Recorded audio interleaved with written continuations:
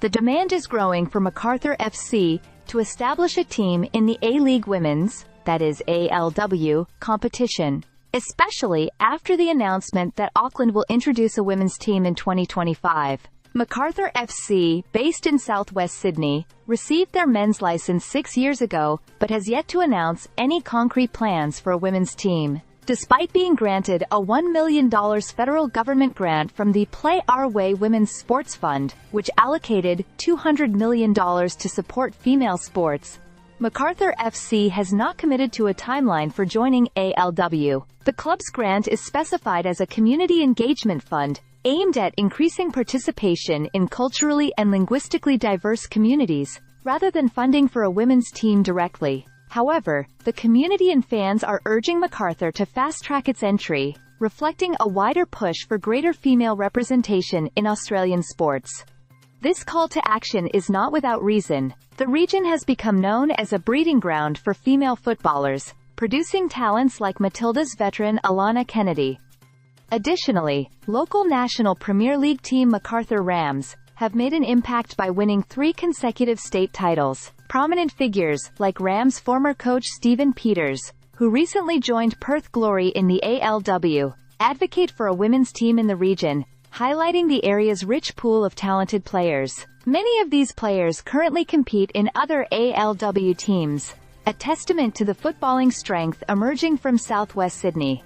With Auckland's preparations to launch a women's team already underway, the contrast with Macarthur FC's approach becomes more pronounced. Auckland's chief executive Nick Becker emphasized the club's commitment to creating pathways for female players, demonstrating a proactive stance that has won the admiration of the community. Becker's team has already reported a 25% annual growth in women's participation in football, signaling the growing popularity and opportunity that the Women's League provides. Currently, every A-League men's club, with the exception of Macarthur, fields a women's team in the ALW. The Bulls organization has expressed interest in adding a women's team in the future, stating that it is engaging with governments and councils to secure the necessary infrastructure for the ALW. However, they have yet to provide a definitive start date, which has left many fans eager for clearer plans. With the player payroll for an ALW team estimated at $500,000 annually, along with travel, coaching, and additional operational expenses, there are indeed significant financial hurdles. Still, supporters argue that the club's current standing and local popularity could make it feasible with the right support and community backing. Local federal MP for Macarthur, Mike Freelander, recently celebrated the government's grant, expressing pride in advancing opportunities for women in sports. Although Macarthur FC has chosen to focus the grant funds on expanding community engagement programs, the pressure remains strong for them to prioritize a women's team.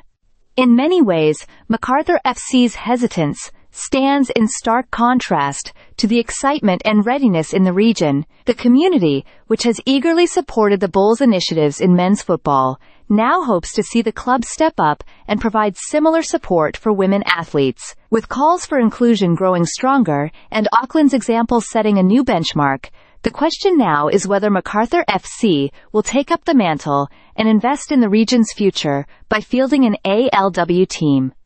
Stay subscribed for more videos.